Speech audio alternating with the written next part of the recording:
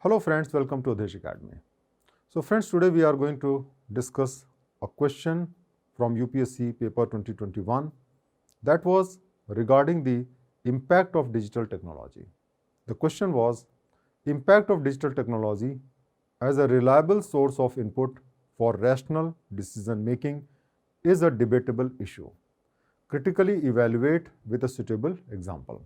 Now this is a question which has become very pertinent because nowadays the government authorities are using many decision making, they are using digital technology. So whether that's reliable, whether that should be used, that is what we have to debate. We have to show the pros and cons, and we have to give some example. So now let us write the answer of this question. Friends, a civil servant must make rational decisions, and rational decision making requires reliable, fair and accurate data. And in this way, we can collect the data either manually or we can collect the data by digital media.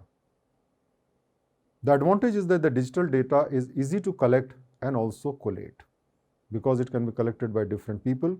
They can just upload and automatically it can add or it can collate. Digital data can be collected in real-time basis and the bifurcation is possible for different purpose. You can divide on the basis of gender, you can divide on the basis of state, you can divide on the basis of the district and all that. It is also very easy to integrate the digital data and find a holistic picture of any issue.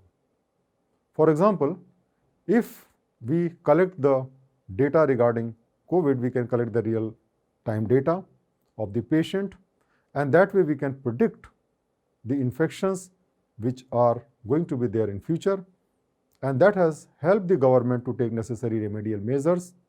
And so this way we can see that there is definitely a utility for collecting the data using the digital technology.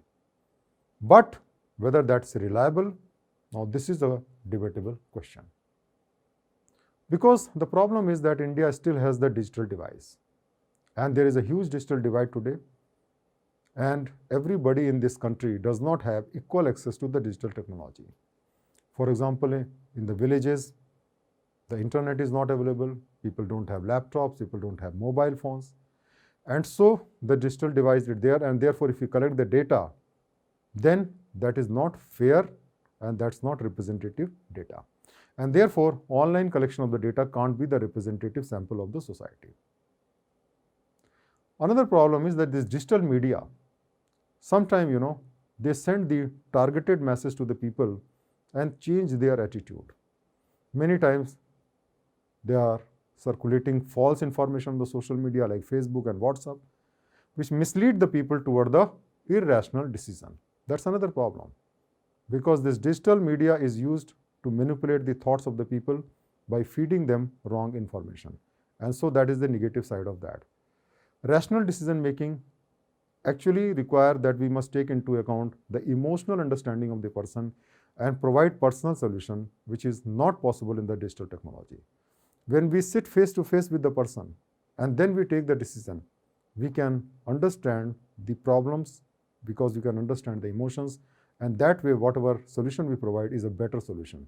And that is not possible in the digital technology. So these are the negative sides, and that's why it is debatable whether we can use the digital technology for rational decision making. Thank you very much.